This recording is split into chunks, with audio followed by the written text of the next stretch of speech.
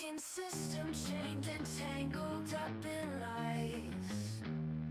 Voices shouting, screaming in defeat.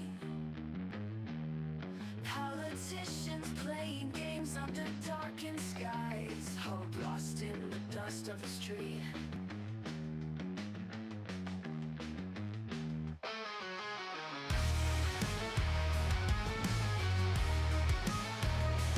Red and blue, colors pouring from the sky. Debates turn to anger, the crowd gets loud. Punches flying in the blink of an eye. Truth buried deep beneath the shroud. Welcome to the bullpen, where we don't survive. These broken dreams we defend, trying to keep alive.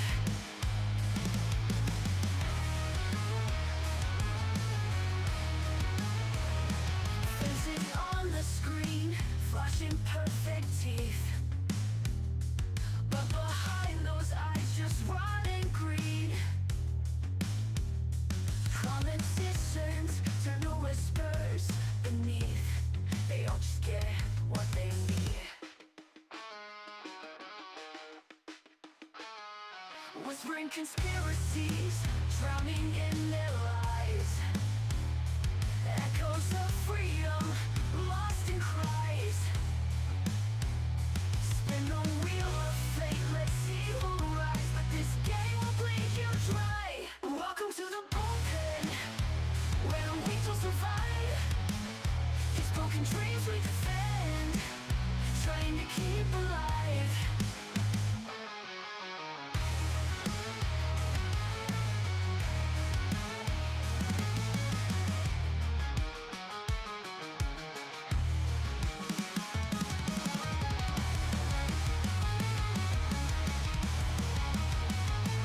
Welcome to the bullpen, where the weak don't survive. These broken dreams we defend, trying to keep alive.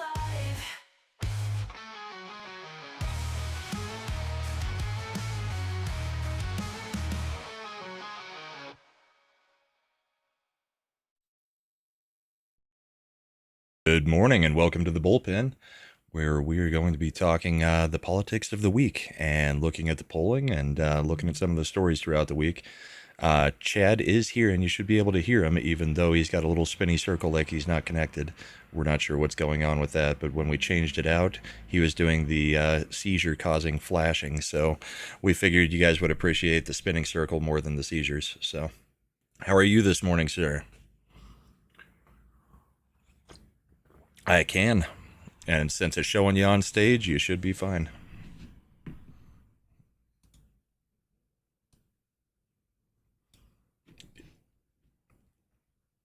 Yeah.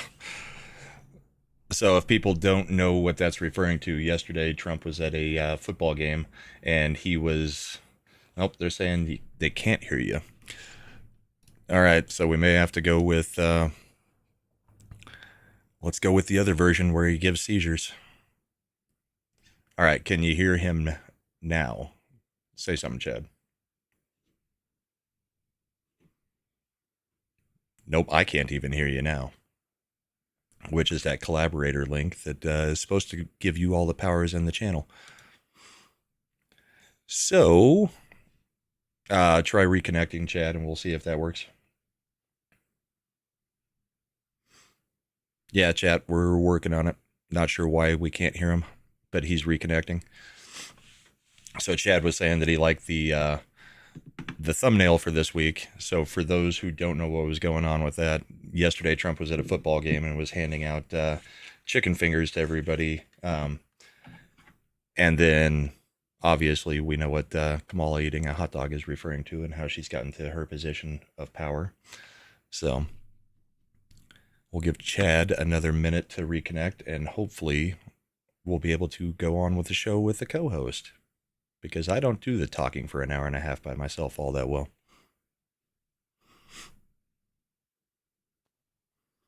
There's Chad. All right. All right. Can you guys hear him now? I can hear you. All right. You can hear me. Chat, Can let us know. can chat hear me as my avatar is flashing indiscriminately? All right, Emblazon says yes. They can hear you now. Yeah, awesome when I am fake news. That's good. He's AI generated. No AI would have more nuance to the voice. It would have some It would have personality. inflection. I can't wait for like Mr. Grant Gregory to use me to basically be like those Reddit story AI voices in the now I'm hearing an echo. Yeah, I was testing to see if I could pump up your volume because they're saying you're low. Let me check. I had to do a lot of settings for this test I'm taking after this. Maybe Windows changed something. So let me check that real quick. God knows. Yeah, All right.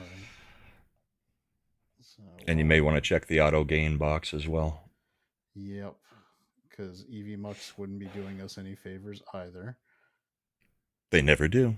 We thought we had 1 week where it seemed to work right.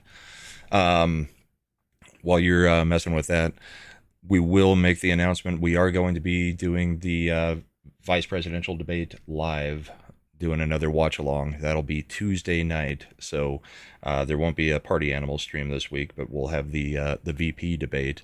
I believe that's probably starting 7 Mountain Time, so 9 o'clock Eastern.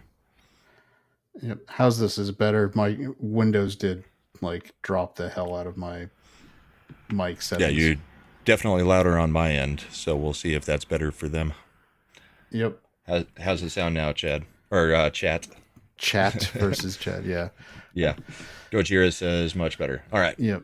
I Now we hate can start the show 7 minutes in. I wish there was a way to lock out settings like that where it doesn't let stuff change it unless Yeah. you after like I get all this time to get it fixed right so the mic picks everything up and then boom, like one software update, this, that, and the other, bam, your everything's jacked again. Yeah, it's fun every time. Yep. The joys of YouTubing, right? Yep. Because we were all fine Friday night. Yeah, Windows is super awesome at helping, Gojira.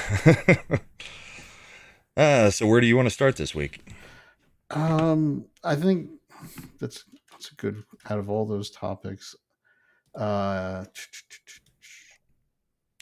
I feel like I mean, what chronologically what happened first? It was everything I always can't. blends. Yeah, I can't remember what happened chronologically.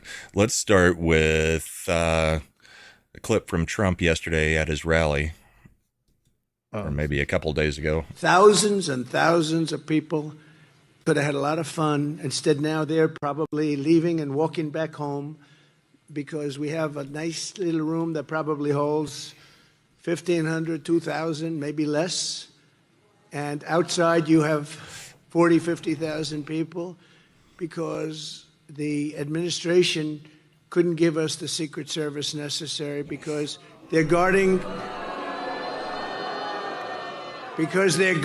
the Iranian president who's looking to kill Trump. Can you believe it? Kind of crazy. We've got the Iranian president over here after there have been credible threats made by Iran against Trump, and they're putting the Secret Service detail onto the Iranian president, which of course they have to because it's a foreign dignitary. But to pull it off of Trump is kind of insane when there are active threats against him. So, what are your thoughts on that one? It is pretty ridiculous I mean, I know that technically, the Secret Service usually handles protection. It's odd to me that the Secret Service would be actually providing physical agents to protect the Iranian president. Now, every September is when all these dignitaries flow into New York to make their speeches at the UN in front of that, green marble where if you pay attention, you always see this is where you get the clips of the foreign leaders usually making fun of America on American soil in New York City in a building that was provided by American taxpayers that's basically funded by America 100%. Taking that, there's a lot of layers of what bothering me with this whole Iranian Right. story, because in addition to the Secret Service protection, that we're funding all of that other shit too, and what do we get for it? Nothing. Yeah. It's the worst investment. If it was a business, you'd be shut down. But I don't know that Trump is in a worse position by not having Secret Service protection. I think he needs to maybe, and I've heard other people online talk this, maybe call up Eric Prince, some of those people who run private operations, security. and just be like, let's make the arrangements. I'd rather have, we've talked about this on the show since the first assassination attempt. The L's the Secret Service are piling up make it pretty clear that it's not just incompetence. Right. There's genuine desire for an outcome.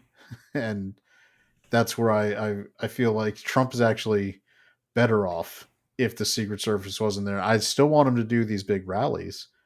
I like the idea that they've added that bulletproof glass layer.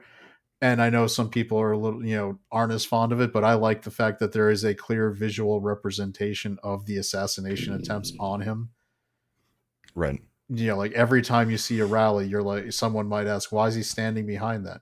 Did you forget someone shot at him already? And that another guy was gonna shoot at him and then was not going to be charged with attempted assassination till he wrote a letter confirming he was trying to assassinate him, and they made the DOJ kind of have to charge him with it. Yeah, that must have pissed them off so much. I mean, Garland wasn't originally going to charge him with an assassination attempt because he never pulled a trigger.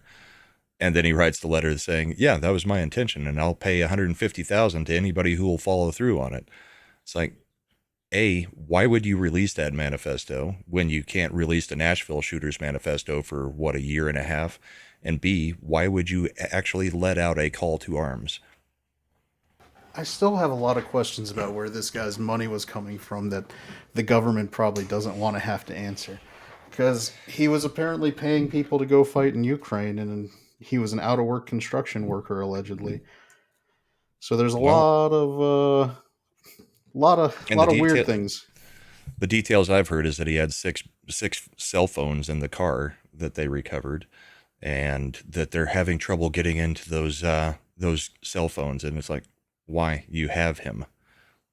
I mean, at some point, the FBI and the Secret Service have got to get their crap together, but I don't think they want to, is the issue. And I think that's what you were getting at too. It's just insane that they're letting people run around taking pot shots at Trump. They're doing and the that they bare have minimum. Any heightened threat on anybody else other than Trump at the moment.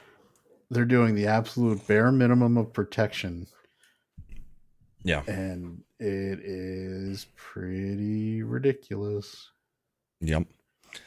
So one of the things I wanted to touch on this week is, all we hear is that if Trump gets elected, that'll be the end of our democracy. All the whining and crying from everybody on the left, especially the celebrities who they keep announcing these celebrity endorsements like anybody gives a crap who the celebrities actually care about in this. Celebrities are not, they're not any more important than anybody else. But the idea that Trump is going to be the threat to democracy is rather insane when you have Democrats saying stuff like these next couple clips, and then we'll go through what Kamala has said in the past about what she wants to do. So let's start with John Kerry talking about how the First Amendment needs to be dissolved, taken apart, removed. And I think the dislike of and anguish over social media is just growing and growing and growing. And it's part of our problem, particularly in democracies, in terms of building consensus around any issue. It's really hard to govern today. You can't, there's the referees we used to have to determine what's a fact and what isn't a fact are kind of, been eviscerated to a certain degree.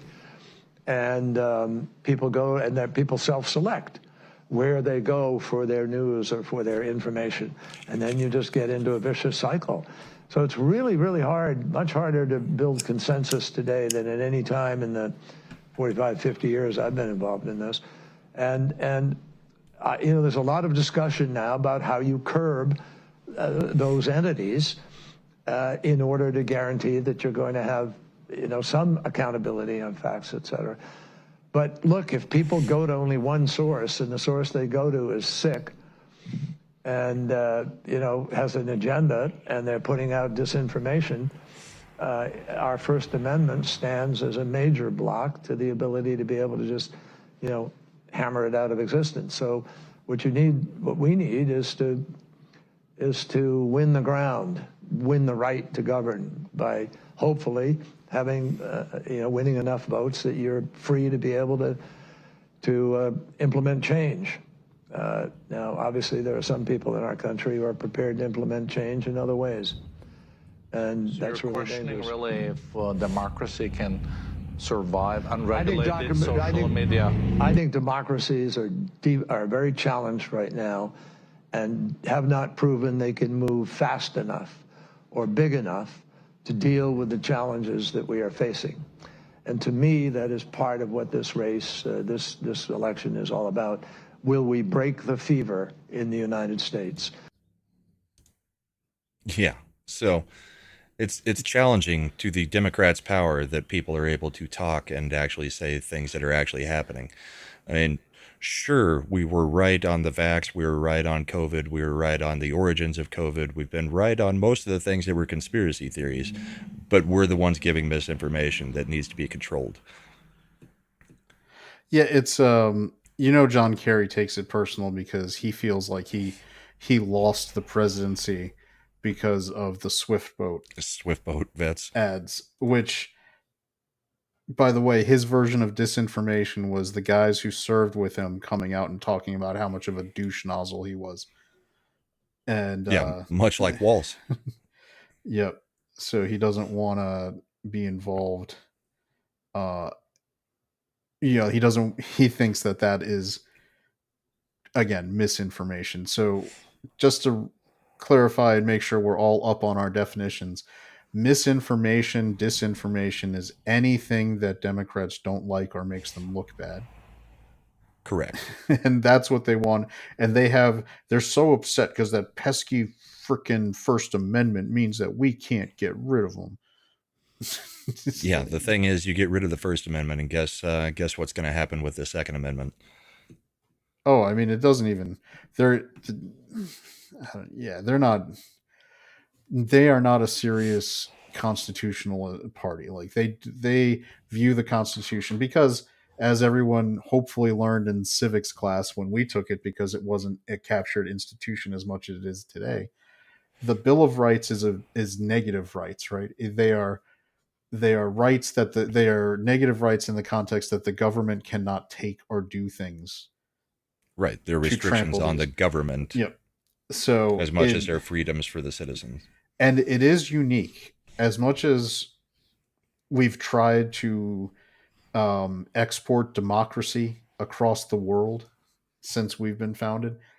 There's still no nation that has embraced free speech as an ingrained, I guess, value of the system more than the United States, as troubled as it is, as captured as big tech makes it when we're trying to use digital town squares.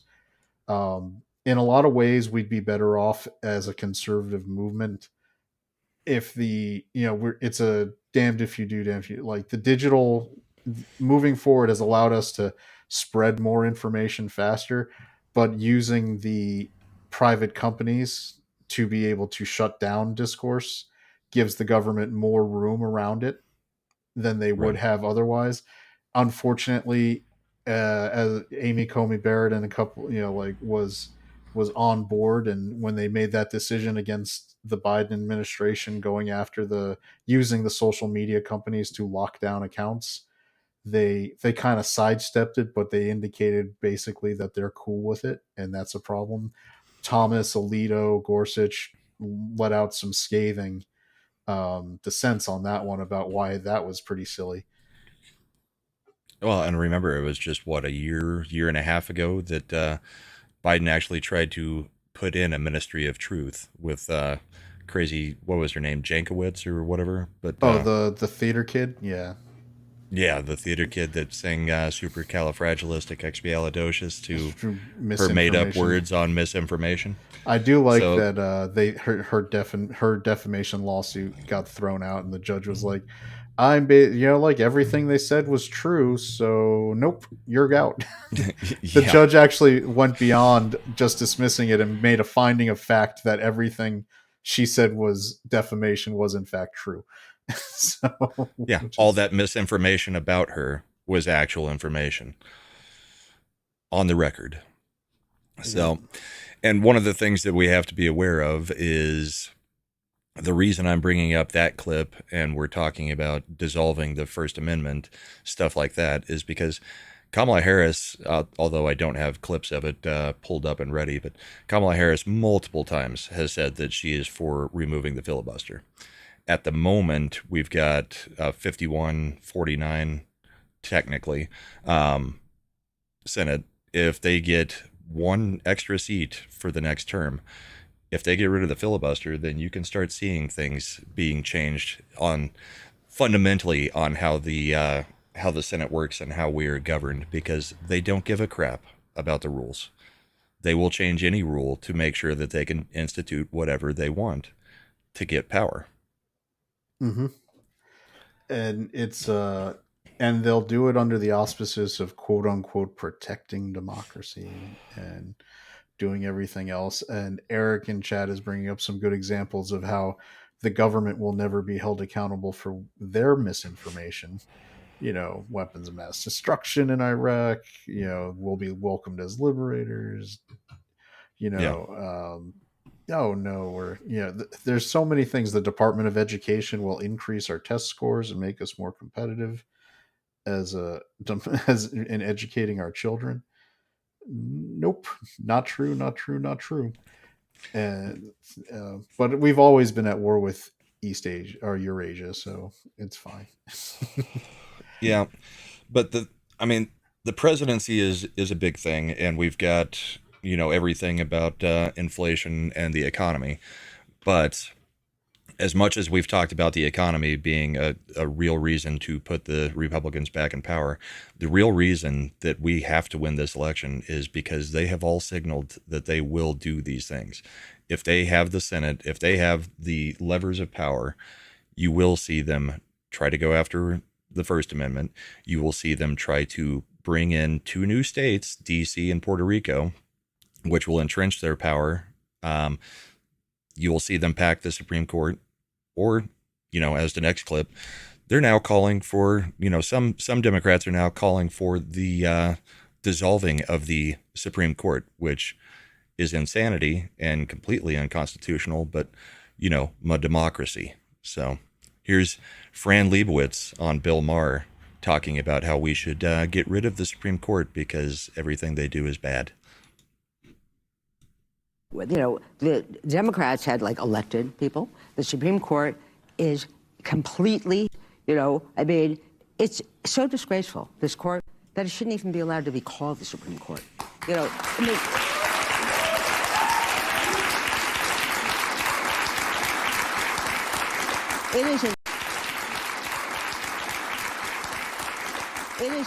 It's an insult to Motown to call it the Supreme Court.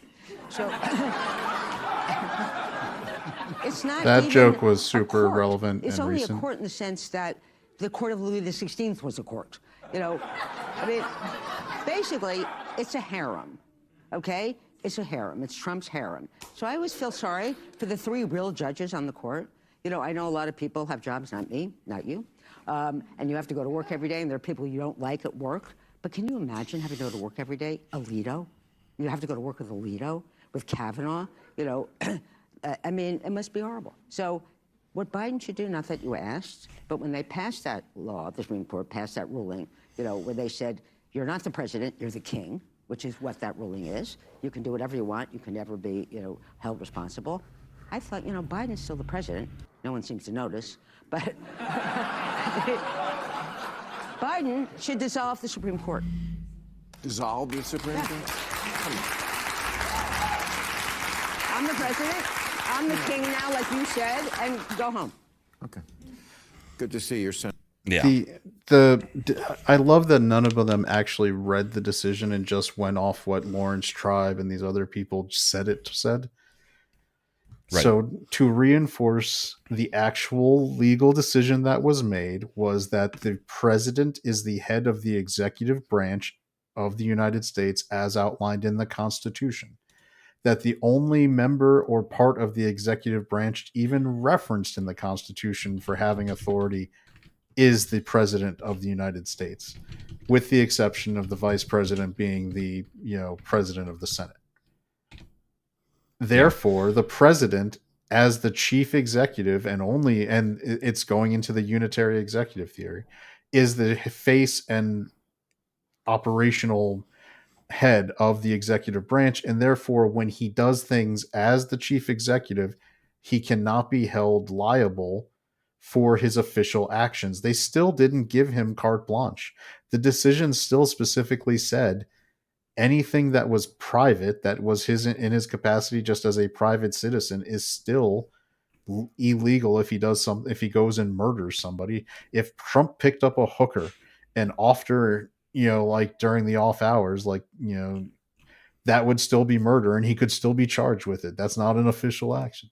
What they said was, but as president, the things he's doing that have official capacities, he can't be charged for, because what you do not absolutely want is to give 50 states and 50 attorneys generals and umpteen other local jurisdiction attorneys general the ability to charge the person who runs your federal government with crimes related to the actions he takes as president. As much as we disagree with the stuff going on with the border, if these people had their way, I wonder if they would appreciate the fact that Texas, Arizona, New Mexico, Florida, any state that has any illegal immigrant commit a crime could immediately turn around and charge the president of the United States as an accessory. Does that sound like a way for the president to be able to do his job? No, not at all. And they had a hearing last week in which Ted Cruz had a very effective line of questioning. If a individual citizen decides that they're going to, say, go over to Japan and drop 2 atomic bombs on Japan, would they be prosecuted for that? Answer, yes. If the president does it, say Harry Truman, and drops 2 bombs on Japan during a war, is the president going to be prosecuted for that? No, because he's acting as the president. There were about 10 other examples that he brought up. If the president, this one was the only one that was way out there. If the president takes advantage of an intern in the Oval Office, he's not going to be prosecuted for it. But if an individual on the street does that, they are going to be prosecuted for it. There are lots of things. You cannot cut the legs out from under the presidency. They have to be able to make the decisions with the information that they're being given at the moment, without fear of reprisal from the rest of the country or from the other political side, in order to be able to operate. Exactly. People who don't understand the historical nature, the history of the United States, we tried an experiment where we did give the states the authority to do those kinds of things. It was called the Articles of Confederation, and it didn't work.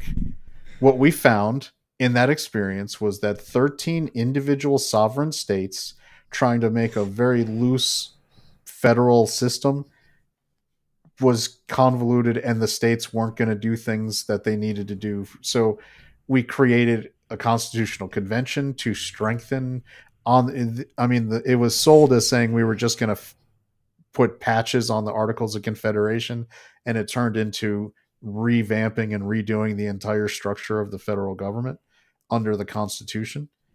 Yep. With the Bill of Rights being how they got Virginia on board, because it mirrors Virginia's state constitution. The Bill of Rights reflect what was in the Virginia Constitution as negative rights against government for the citizen. And for Virginia, which was the most influential colony at the time, to sign off on the Constitution, they had to immediately put those amendments in. And so we created a federal system with a federal presidency on the executive branch where while he was in office, the way that you want to go after the president for official acts, there's one prescribed way. It's impeachment in the House, which is the House of the people, and conviction in the Senate, which at the time the Senate was the representation of the individual states. So Yeah. the way the founders envisioned it, if a president was getting bureaucrat like tyrannical, first the people would indict him through the impeachment, and then the Senate, as the states, because the states would want to keep their power as well, would convict him, and then the president is removed. It is a system designed to take care of that if that problem occurs. Trump has been impeached. He was not convicted. They Correct. went through the system to do it. Now they're mad and they tried to get more bites at the apple, and they don't like the fact that the Supreme Court rightly decided that when you're the president, stuff you do as the president that are official acts aren't things you can be prosecuted for. The prosecution is the impeachment. Exactly. You can't then go back after him afterwards. Another example that Ted Cruz gave: can an individual citizen have a drone strike that kills another citizen on foreign soil? No, you'd be prosecuted. Well, and but beyond can a president Obama order those? That's what I'm getting at. Can a president then order a drone strike that kills somebody on foreign soil? No, he wasn't prosecuted. If you're not going to prosecute Clinton, you're not going to prosecute Obama, you're not going to prosecute Truman, you can't prosecute. I mean, we've already had presidential immunity, is what it gets back to. They just confirmed it. Yeah, because nobody up until Trump had been crazy enough to try to question that, because it was known, right? To go use the Game of Thrones lines, right? It is known. It's known. It's just known that this is how it would work. Why would you even question it? And Obama's one was actually, if you want to get into the idea of being able to prosecute a president, Obama extrajudiciously assassinating a citizen, not specifically the one who had taken up quote unquote arms against the United States, but the children, American citizen children of that person who were with him. They were not of the age of majority to be considered in any state qualified to have made a decision to, actually participate in treason and take up arms. So I take Alawaki out and just go with the children. He murdered American citizens on foreign soil. He knew those kids were in the car. They knew it. He just told them to take the shot because they wanted to get rid of the other guy. It was to them, it was worth the collateral damage. I am more offended on a level from that part, from a constitutional standpoint, than I am anything that Trump has allegedly done, because there's so many ways where that was wrong. Like the guy you wanted to kill, who you could legally make the argument had committed treason and therefore forfeited his constitutional rights. Yeah, you can't. Well, you can't put an execution sentence to the rest of the family just because he made that decision. Yeah, because think of it that way. If you could extrapolate that to the United States, where if you had a cousin who went off to fight for, like, say, Bo Bergdahl, went off to fight for the Taliban, for ISIS, whoever, comes back and he's conspiring to do things, and you drop a drone strike on the family reunion because he's going to be there. You're killing umpteen American citizens. Now you're going to come out and say, well, he was a terrorist and it was worth it. You don't get to do that kind of thing. That's where under the logic, like Fran Lebowitz was saying, yeah, okay, he's a president, he can do whatever. That's not what the Supreme Court said. They're not saying the president can just walk out onto Main Street and open fire on citizens and say that is part of his presidential acts. And the evidence of that is the fact that Judge Chutkan hasn't had to dismiss the case. Right? The case is still pending. Jack Smith he filed a superseding indictment there. He's trying to get permission to do a briefing that will be made public, where he can drop all his evidence in this briefing without subject to cross-examination or evidentiary rules, because Jack Smith knows his time is winding down. Regardless of the election, the case law as laid out by the Supreme Court is that he's gone too far, and they're going to shut it down eventually. Judge Chutkan already got like that. They slapped her down. They said she didn't even look at the presidential immunity question before deciding there was no immunity. She didn't parse it. And so when they sent it back down, she's still moving forward like that. She didn't get smacked down. So the Supreme Court has shown they're inclined to not follow through with it. But that she's going to let Jack Smith put this out there. That's the October surprise. I guarantee you that filing drops mid-October. And the press is going to be able, it's going to be like a friggin' special counsel's report where it's a book where they're going to try to put everything he did on January 6th to destroy democracy. And it's so transparent. And if the president was the king and he had all the permission to do whatever he wanted, why is that case still open? It's so I think we'll have 2 October surprises. I think we'll have that, and I think Biden will end up stepping down to try to boost her numbers. But I still think that's a bad idea because I think it's a bad idea, but I think they'll try it because I think they're going to try anything. Just mainly because if they eliminate the historical first nature of her candidacy, there's a lot less people excited. There's a lot of people who are, they're counting on low propensity voters that are just like, let's check that box. Let's, mark that as done. And if they take that part away, it might end up doing it. Plus, I still don't think Lady McBiden is going to give up her last couple months of running cabinet meetings. Yeah, running cabinet meetings, giving people tours of the Oval Office and letting them sit at the desk, all those kinds of things. Yeah. So let's talk about the other thing that's going on in the country right now. Kamala Harris decided to finally visit the border for about 15 minutes for a photo op. This while the president is most likely sitting on a beach eating ice cream again. Meanwhile, you've got a hurricane that is ravaging portions of the country and nothing from the White House at all. Yeah, Asheville, North Carolina is being biblically destroyed right now. Yep. And I don't even Biden's at the beach and Kamala is doing a fundraiser, I think, doing rallies and going to the border for 15 minutes for the photo op. I mean, and she's going to be tough on the border. Let's look at the latest campaign ad that dropped because it's a fairly effective one. I know the importance of safety and security, especially at our border. Who really is Kamala Harris? She's been telling us her entire career. I support our sanctuary law. The illegal immigrant deported multiple times who stands accused of killing Kate Steinle. An undocumented immigrant is not a criminal. Everyone also have the courage to reject that term illegal alien. Are you aware that there's a perception? Do you know? Are you aware that there's a that perception? Puts ICE in the same category as the KKK. Is that what you're asking me? Abolish ICE. Yeah. Is that a position that you agree with? And we need to probably think about starting from scratch. We're not going to treat people who are undocumented across the border as criminals. I am opposed to any policy that would deny any human being public health, period. Will you be committing to close immigration detention centers? Absolutely, on day one.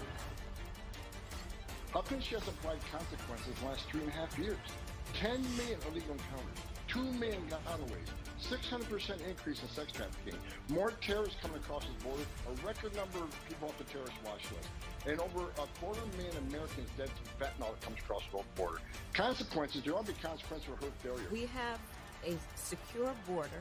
The border is secure. Sickening new details about the murder of Georgia nursing student Laken Riley. The 22-year-old was beaten to death with a mystery object. We've been to the border. You haven't been to the border. And I haven't been to Europe. And I don't. Kamala Harris. Do you trust her to stop the invasion?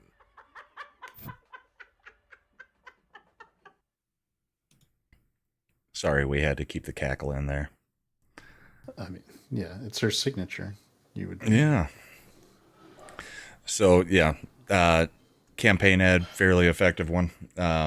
Comes on the heels of the U.S. Department of Homeland Security and U.S. Immigrations and Customs Enforcement giving us new numbers on what has been going on with all of the invasion stuff. So we'll see if we can blow this up a bit. Because I'm sure people have seen some of this, as Fox News, Charlie Kirk, a few others have put out some of these numbers. But we have had, this is basically the criminal cases that are people who have been detained or not detained of the people coming in. So you've got, like Trump has said, a whole bunch of criminals coming in through the borders. You've got, let's see, convicted criminals, 62,231. So 425,431 non-detained convicted criminals have come in. 222,141 with pending criminal charges. And then of the currently detained, we've only got 10,288 of convicted criminals. So basically, they're just releasing criminals into everywhere within the country. You've got 56,533 known dangerous drug offenders. You've got, let's see, we've got murder in here somewhere. We've got, let's see, larceny, 18,000, robbery, 10,000, sexual assault, 15,811. It reminds me of people, if they remember, an historical analog would be when Castro emptied out the prisons in Cuba and sent them into Florida to get, it's an easy way to remove your prison population and get rid of them. And that is exactly what's going on with Venezuela and a whole bunch of other South American countries. They're just emptying their asylums and their prisons and saying, all right, well, the U.S. is where you can go right now because we don't want you. And they're taking anybody. So these numbers should be disqualifying for the Democrats automatically. Unfortunately, we've got too many low information voters out there. We'll see how it comes out in the end with the election. But these are the people that have to be deported, and these are just the people that they have an idea of. Who knows about the gotaways? These are just the people that they came to the border, claimed asylum, and then were released into the country with, orders or a summons to come and be before a court at some point. We've got far more people that we know nothing about that are in the country. And the fact that they're just letting convicted criminals go in with just a summons to court is absolutely insane. This is exactly why it's a horrible idea to have her in there and try to abolish ICE and just open the border wide open, because she's trying to talk tough on it right now, but we know she'll go right back to doing exactly what she said before. Fund sanctuary cities, open the border, and treat everybody that comes across as, well, they're not a criminal, because an illegal immigrant cannot be a criminal, even though their first act is a criminal act coming into the country. Exactly. And that assumes, by the way, that they're actually get those summons, that they're even getting those, because right, who knows where they are once they come in. A lot of times they don't even bother, which is another problem. 13,099 for homicide. And between the killers and the rapists coming in, you would think that would be a problem. You'd think. Who cares about all the other minor stuff? I know it says 77,000 for traffic offenses, but yeah, you've got weapon offenses, you've got stolen vehicles, stolen property.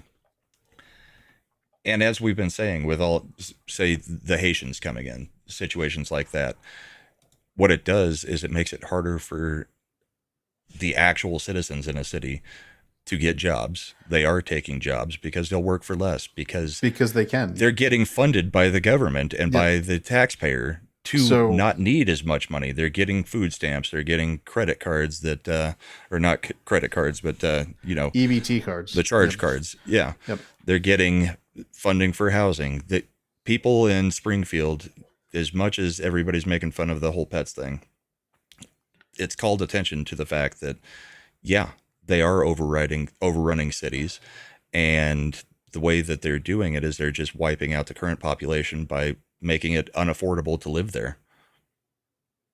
And it's happening in multiple cities. Springfield just happens to be the one that has been brought up over and over. I mean, you've still got the Venezuelan situation in Colorado. Yesterday, basically a store was taken over by one of the gangs. Free stuff for everybody. And who suffers? The taxpayer. Yep, and it is pretty like I don't even understand that because if you connect it to what we were watching with Fran Lebowitz, right, with where they were getting all in a tizzy about the Supreme Court making an obvious ruling, and then go back to John Kerry talking about disinformation. The focus of the elite left academic thought process right now is on all the ways that they have to shut down the ability of the average American to have any kind of protection in the political system. It's crazy that if you look at the broader picture, Kerry talking about the First Amendment, which is the ability to protest and seek redress against a government doing wrong, and by speaking out in print, in publication, in person. You got Fran Lebowitz talking about dissolving the Supreme Court, which is the last metric, the last line of defense when government tends to pass laws that are unconstitutional that keep people from having access to their rights. And then you've got the border where an actual full-scale invasion. We're talking, I mean, what was I'm looking it up right now just so I have it. On D-Day, we sent over 850,000 men to invade Europe.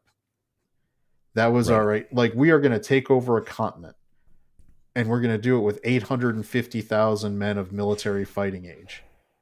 Well, I hate to break, you've got the numbers that we were talking about. There's more than that have come over in the Biden-Harris administration. We've had multiple D-Days worth of invasion. And guess what else? They didn't have to face down machine guns that were mowing them down and reducing numbers. They are all still here in force.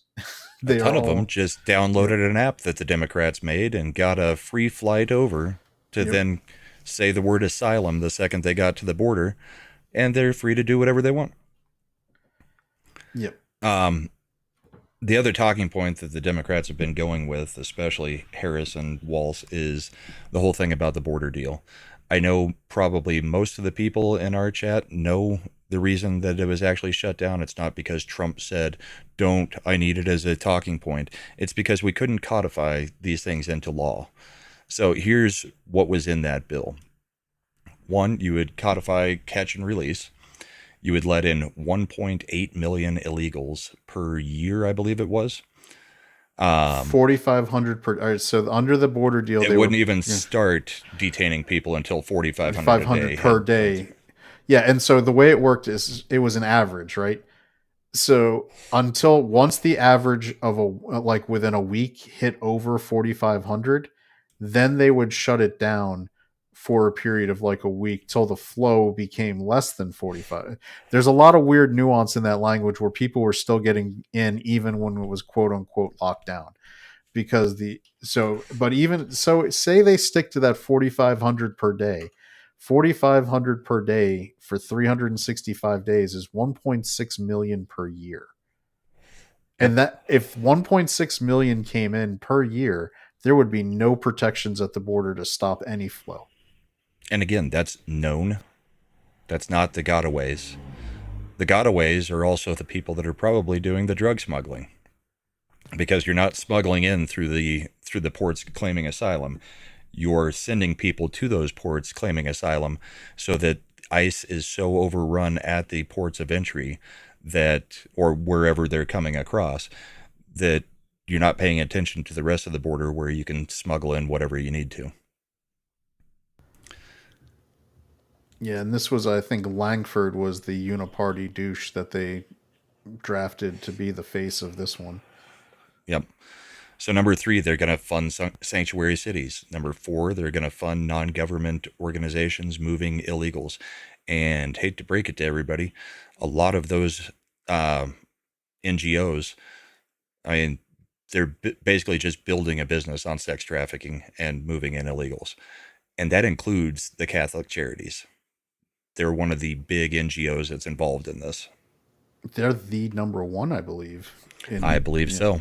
And I don't have the numbers, so I can't say that, but it has come out that the Catholic Charities Fund is one of the major NGOs that is bringing in people.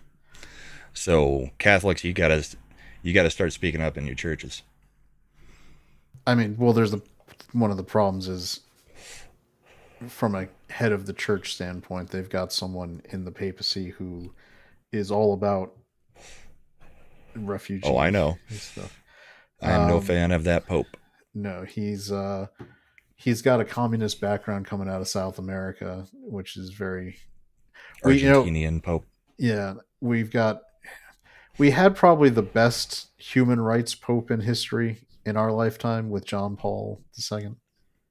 Coming out of the Polish experience, where solidarity, and actually you had to have where you were being attacked by communism, as opposed to the experience with our current Pope, where he came out of the experience learning to be a communist revolutionary and embracing those ideals, which is drastically a problem. It is funny how you get, we went from John Paul to what was his Pope name? I can't remember. Not Catholic. Don't pay enough attention unless it's somebody who's actively a communist. Yeah, and that's what we've got now. Who, by the way, looks surprisingly a lot like Jonathan Pryce. I thought, I feel like he should play him in movies. For anyone who remembers, like Pirates of the Caribbean, he was Keira Knightley's dad. But so he's all about that. Catholic Charities is all about that stuff. Catholic Charities has been doing this for years, trying to turn Texas blue. Yep. What they didn't count on is that the second generation of the immigrants who had already gone into Texas, mainly of Mexican descent, tend to start turning very red and not liking illegal immigration, because at that point they're established citizens and they are now being victimized by what's going on, and so they're not as fond of it. So right. So point number 5, every illegal gets appointed a lawyer. Sure. Work permits to illegals, number 6. 7, nothing to deport illegals. So no way to get them out. Understand that these would have been made into law. So you could not just have an executive order like we've had with Joe Biden just reversing everything Trump did. These would now be law. So you'd have to have another law to replace it, which I'm all for making Congress actually do their job. But we already have laws on the books about immigration. They're just not enforcing it. 8, no immediate wall funds. So let's try to shut down building a border wall. 9, weak asylum screening.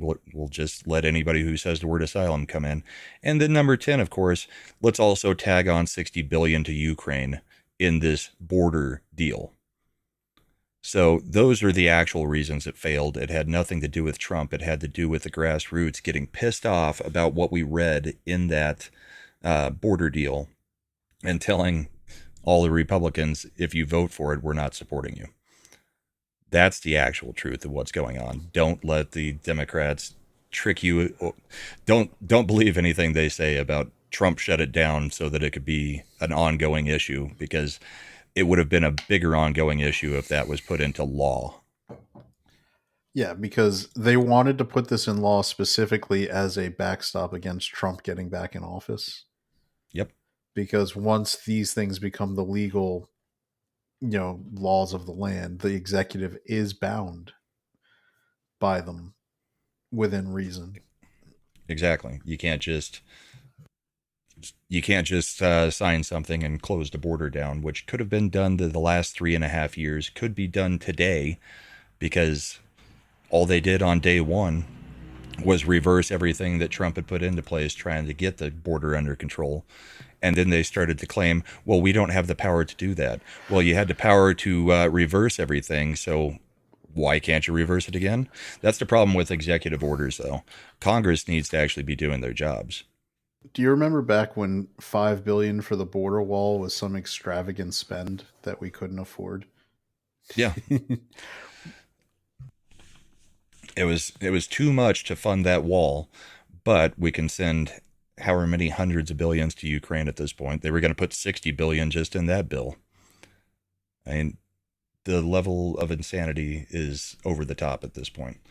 But yeah, that whole talking point, if you see it on Twitter, you know, that tweet was from Charlie Kirk, with all those points, but excellent way to fight back against that talking point. Yeah, I mean, anybody who was paying attention. The problem is they're going after people who weren't. So Exactly. And I know our chat probably knows all of this already, but I mean, that's the stuff to talk about because we've got to be able to fight against these stupid talking points that they come up with. And if we are putting out our own talking points on it, or at least letting everybody know what those talking points are, everybody's armed a little bit more to go into the Twitter sphere and, maybe override some of the talking points that are coming out from the left. Yep.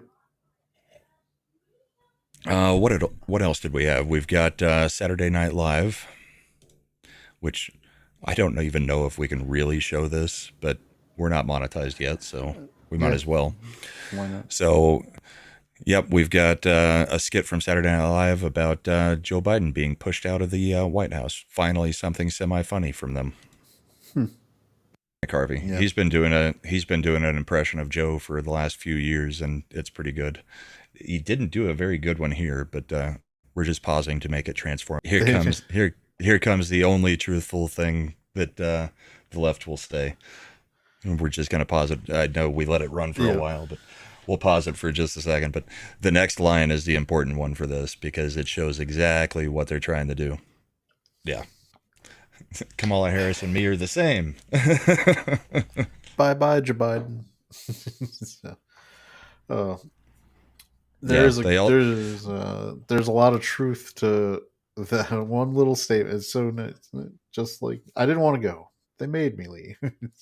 Yeah, but yeah, I mean between that line and then that one at the end about them being the same, I mean they're desperately trying to get away from Joe Biden right now, and that is exactly what would happen if he was on stage and said that me and Kamala are the same. They would usher him off of that stage so quick you wouldn't believe it. Every time he tries to link himself with her, it hurts her because she's desperately trying to get away from him because that's the only way that, I mean, this whole turn the page crap with Walz's wife and we can't go back. It's like, well, the whole thing is you're actually in charge right now. Everybody knows it. I don't understand how this campaign is really thinking that they're going to get away with we can't have 4 more years of the same. Because Walz literally said it last week or 2 weeks ago. You know, we can't have 4 more years of the same. It's like you are the same. You are the party that has been in for 4 years. Make it make sense. And it doesn't. No, there is no way to make it make sense except if you were a low information voter that's just too dumb to know anything outside of woman and D by her name. There's usually a D by her face too, but no, that was when she was working her way up. Yeah. Started from the bottom, now she's here.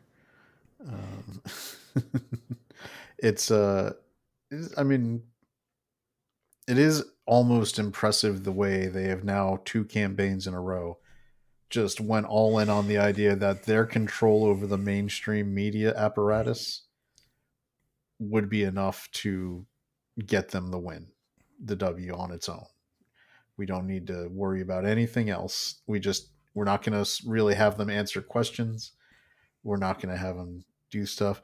By the way, for people who think that Kamala did so well coming out of the debate, the fact that she's like tr- flying planes over college football games to try to like get Trump to agree to a second one doesn't usually uh, support that. Yeah, she really wants another debate. And the funny thing is, she could have had one. There was one scheduled for Fox. She refused to show up. She won't do anything on a. Trump had put out 3 that he's like, we'll do one at Fox at the beginning of September, the one scheduled on ABC, and another one on NBC. Yeah, but she skipped the only one that would have been somewhat enemy territory for her. So, yeah, why would he do the others when she won't do the one? He's already done one with her on a network that obviously was all in for her. So why would he do another one with one of those networks? But as far as debates, we do have the one Tuesday night. We'll be live streaming the vice presidential debate, where I expect Walz to get his brains beat out by JD Vance. That guy is not a smart man. And JD Vance is well trained in, I mean, we've been watching him take apart the media left and right. Even if it's a 3-on-1, I think Vance will be absolutely fine. Well, I'm not going to go in with it the same way we did with the presidential debate and say that it's just going to be one-sided. Vance absolutely wins it hands down, because it's still trying to get out information. If he can get a few zingers in, and if he brings up the the military stuff, that will probably be enough to get people to start questioning who haven't seen that information. Well, there's that part of it, stuff. But I will say that you've got to beware when you're debating somebody like Walz, because it reminds me a lot of 2012 when it was Ryan debating Joe Biden, because at the time Ryan was supposed to be the most well-versed, knowledgeable, et cetera, Republican. And when he went up against Biden, all Biden did was, oh shucks, malarkey. He pulled like the Grandpa Joe stuff, and I feel like that's gonna be the technique Walz is gonna use, where he's gonna just be folksy. He's not gonna try to engage in any bitter back and forth. He's gonna use I'm not gonna denigrate anyone's service. I look over at JD Vance, and he served honorably in the Marines, and I say thank you for your service, because that's what Americans do. He'll try to high road him on it, and it's depending on how it's played, how the cameras are done, and how the moderators choose to engage. It's gonna taint that image one way or the other. They also are leaving mics on between questions. It's going to be something where I think they're going to, because he's folksy, they're counting on the fact that Vance is going to come off as being an a-hole, like interrupting and doing things, and that's going to be they're trying to do that. Now I think Vance is a little more prepared for that. I look at what happened at the sandwich shop yesterday, and I see that this is a guy who knows how to kind of roll with things and make it a W out of an L. By the way, that same sandwich chain, which did let Kamala Harris come in and Walz for a photo op, where they kicked out the entire restaurant of patrons and let them bus in their own people. And yet when JD Vance shows up, they kick him out and say he's banned from the institution. I don't care that their corporate office put out a statement after trying to say that that's not what happened. We've got it on video 5 different ways from Sunday. So he got kicked. Yeah. So just another example of the kind of institutional corporatism. For people who are still hung up on the idea that Republicans are the party of the rich, I hate to break it to you, that ship has sailed, man. Corporations are all in on Democratic politics. So just look up the donations and realize you're a little behind the times on that one. And also, let's remember, this is the guy that he's debating, and this is how goofy this guy is. The fact that they tried to call Trump and Vance weird, it's like, have you looked at Walz? The guy's insane. Every mannerism is awkward and overdone. Oh, no. It's not awkward and overdone. Every mannerism is a specific type of mannerism from a specific type of male that we all remembered, and we're not allowed to say that anymore because it's it's an accepted life choice now. But Right. let me just tell you that Tim Walz believes things are fabulous, and that's all I'm going to say about that. And that Yeah. fact, and I've said it before, and I'll say it again. He gives me a 100% Dennis Hastert vibe.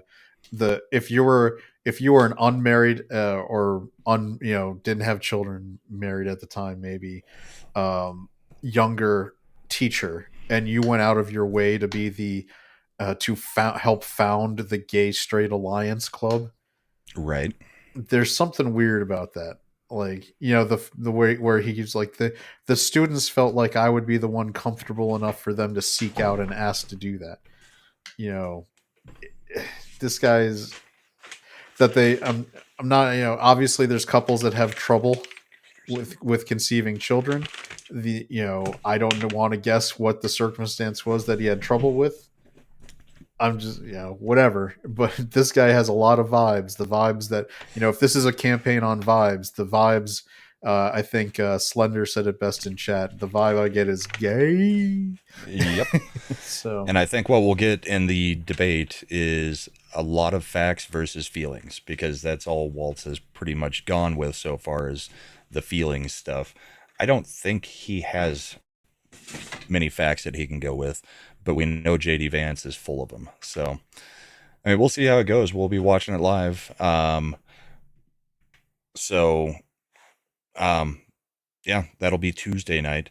Do you want to bring up the polling, and I'll show our one last clip of Trump from this week? Sure. While you're pulling that up, let me get that video. The Democrats are all up in arms. Well, the left are all up in arms about this clip from Trump. I find it hilarious. Joe Biden became Kamala was born that way. Okay? She was born that way.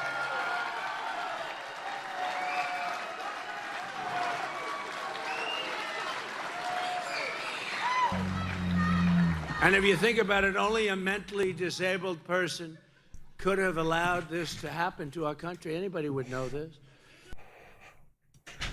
Great line. And it's obviously affecting them because they are pissed about that. Everybody on lefty Twitter this morning is like, you can't just call somebody a retard. It's like, yeah, well, she is. And he did. No, he said mentally challenged. He didn't use the R word. Why do you say I'm using the R word. There was a time this was all the way back in high school.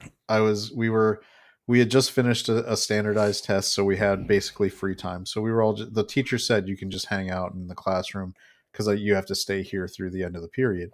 So Right. me and some of my friends were hanging out and talking, and then across the room was a few cheerleaders because they always hung out together.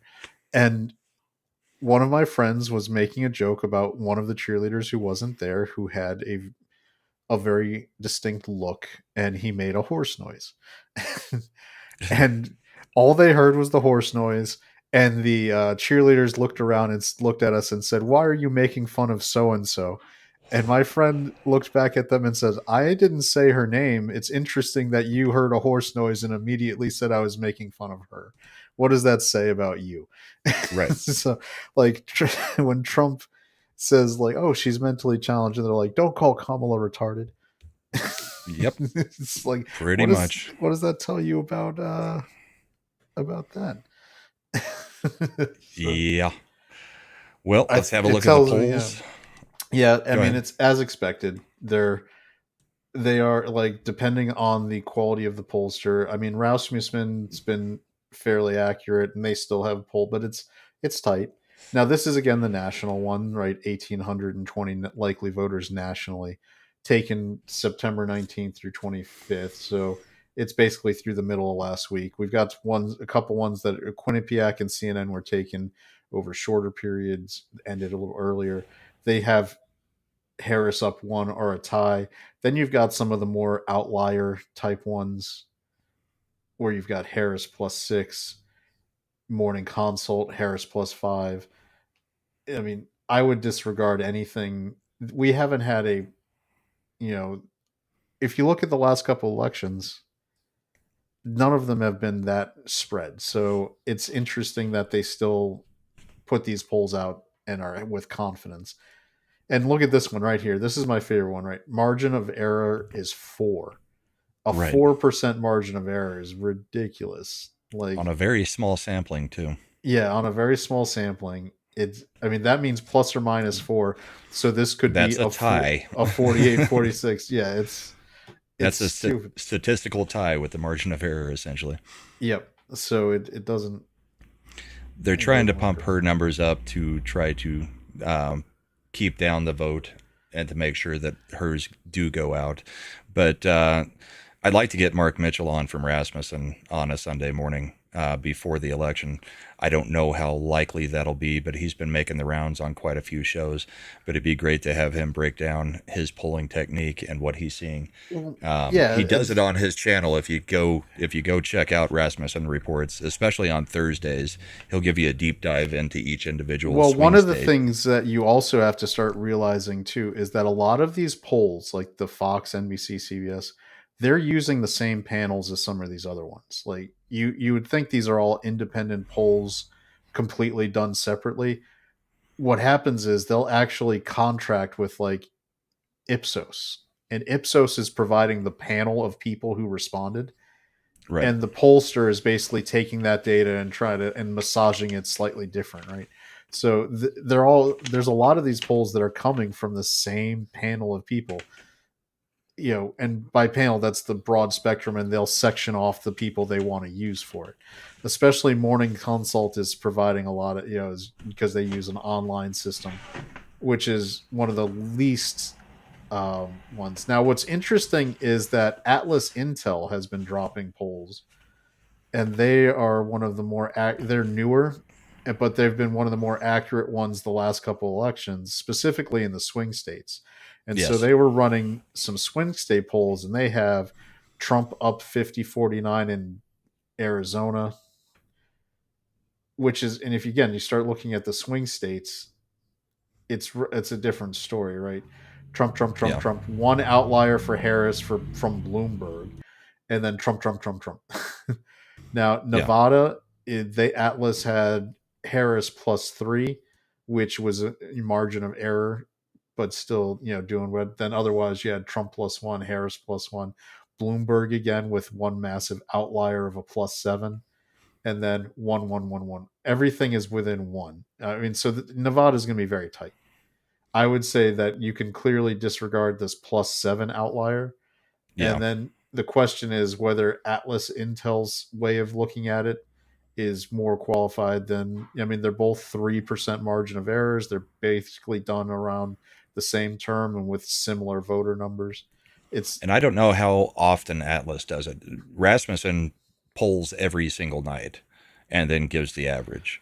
I don't know how often Atlas actually polls. Now, Wisconsin is interesting because we got two conflicting data points completely opposite of each other right in terms of basically the same polling window. Right. 9/20 through 25, 21 through 26. Atlas had a few more likely voters. What's interesting is that's New York Times, Siena hasn't dropped their margin of error. But we've got Trump +2 at 50-48 versus Harris +2, 49-47. This is, again, who are you reaching? How are you analyzing your data? What is your weighting? What is your weighting? Because in Michigan, Atlas says Trump +4, which would, if Trump is up 4 in Michigan, that would actually correspond likely with Wisconsin. They share a border. They share a lot of similar geographic and demographic people there. So they tend to vote right? Michigan and Wisconsin voting for the same person tends to happen more often than not. Right. So the swing states, what's real interesting is that Atlas Intel pulled a Trump +3 in Pennsylvania.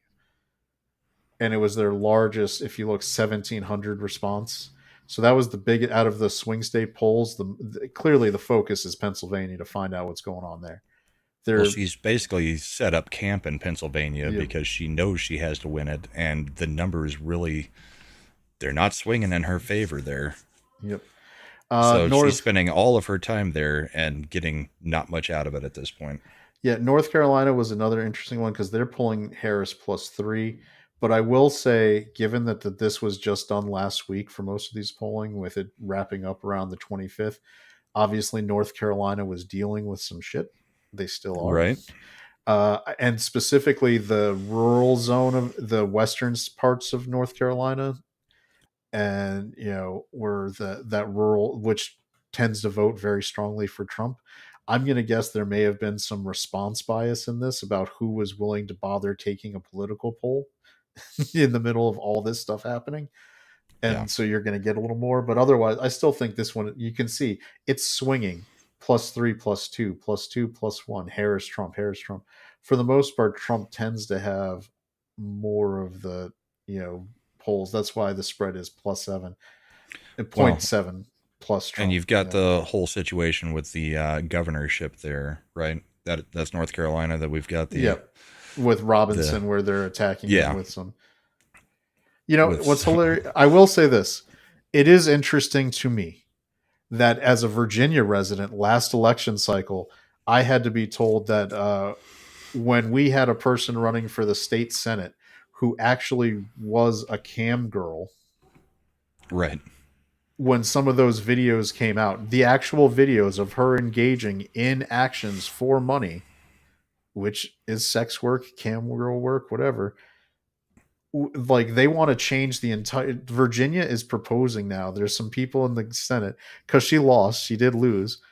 And if she had won, they would have actually had a couple seat majority instead of only a barely 1-seat majority. And they're trying to change the laws now on revenge porn to make it illegal to share that kind of stuff. And I'm like, in what ways is this revenge porn? Because number one, she filmed it and shared it online willingly. It wasn't like somebody took pictures of their ex-girlfriend and somebody then didn't hack her phone and take it. She put it out there for money. And if you go back, CNN, which is the place that broke the story against Mark Robinson, was one of the institutions defending her and talking about how she was a victim in this and how it's not right to have shared these things and she's being victimized. What they've done in turn with Mark Robinson is that he did some posts on a forum on an adult, allegedly, because he denies it. He says it wasn't him. And honestly, all they have are screenshots of someone using a username that is similar to his, making comments that seem similar to his life. And they didn't get an IT expert to talk about IP addresses. They didn't link it. They don't have credit card records. They have nothing that definitively says it's him. It's just screenshots of this user's profile and the statements that he was making. And God help us, we know that for anybody who's on X for 20 minutes can see people, especially Legion of Memers, can overwrite a text-based thing to make it look like you wrote something else. It's not hard. And Robinson's denying everything. So, I mean, they know that North Carolina is important. I don't think North Carolina is going to flip in any way, but they've got to try to find a way to get to the electoral votes. And she doesn't have many paths. Trump has some obvious paths. She has to essentially have Pennsylvania, or she's got to flip 3 or 4 Trump states, which does not seem like it's going to happen. Yep. So I still think that the battlegrounds are still more favorable, and this, you can see this. It's leaking out from internal Harris campaign stuff. They're terrified about how she's polling in the battleground states. She's especially weaker in Pennsylvania with the Catholic vote, which makes up a good chunk of that northwestern Pennsylvania part.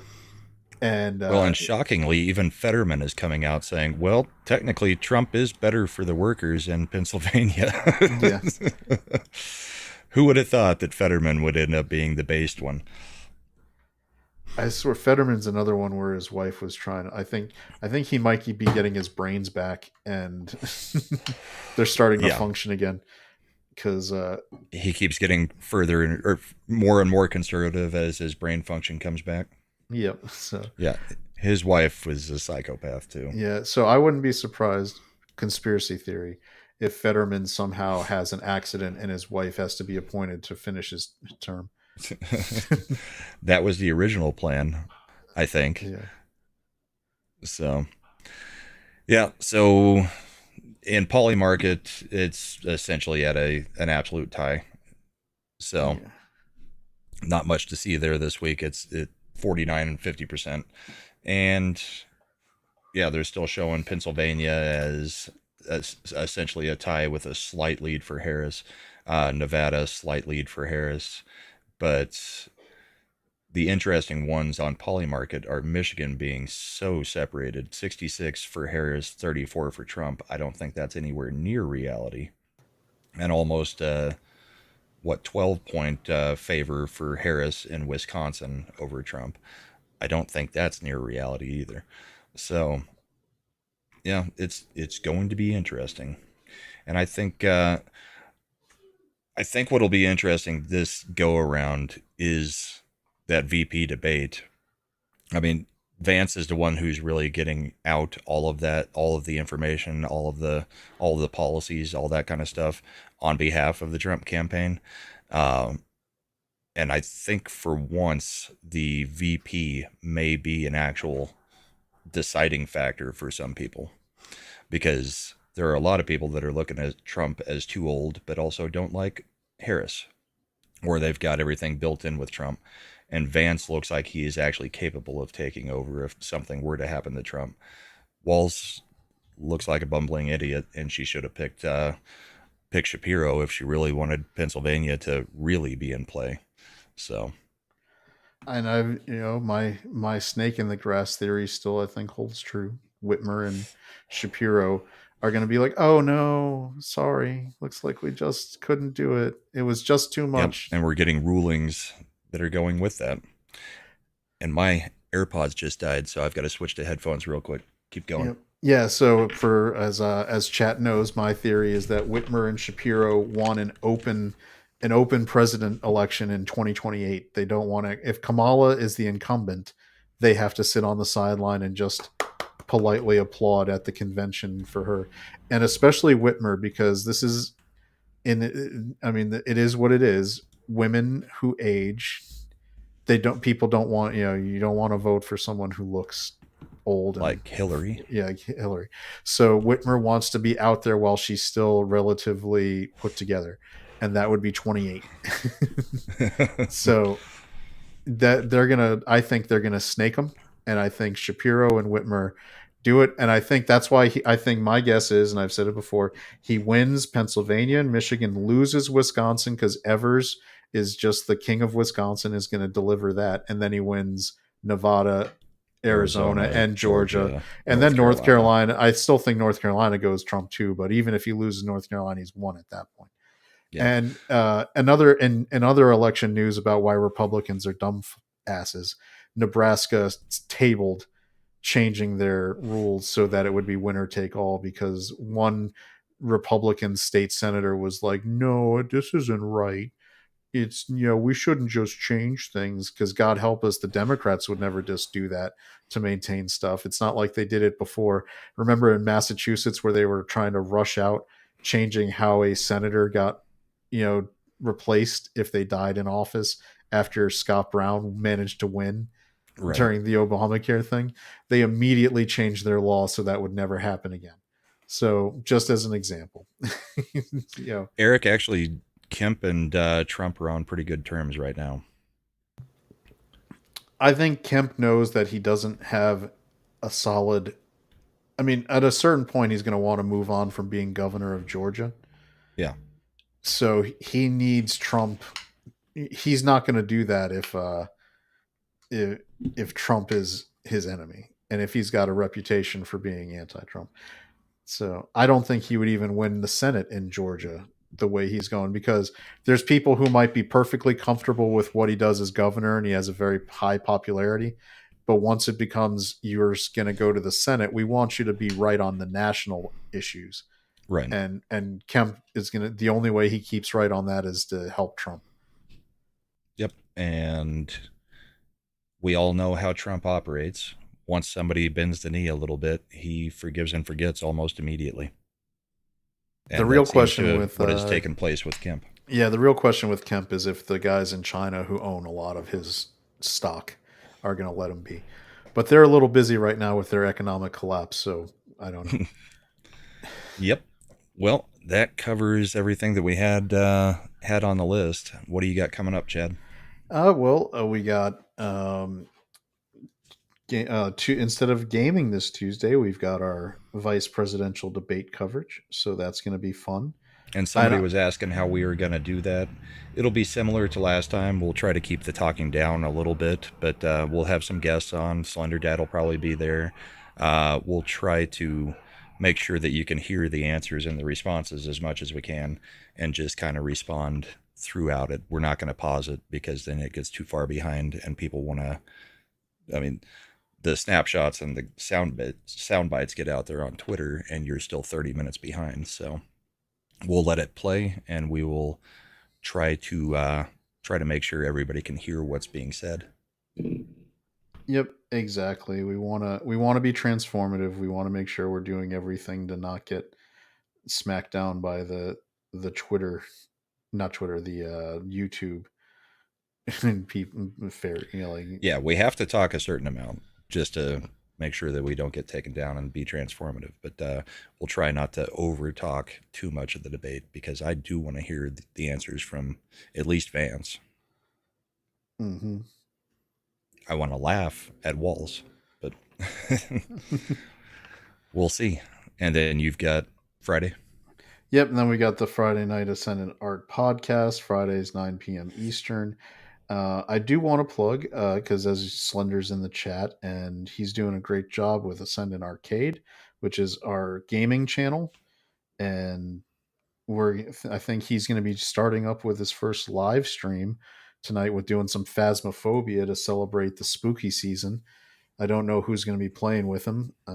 Might be me because I've got a test. But if I pass it, I might be happy and want to play, and if I bomb it, I might want to play and forget about it.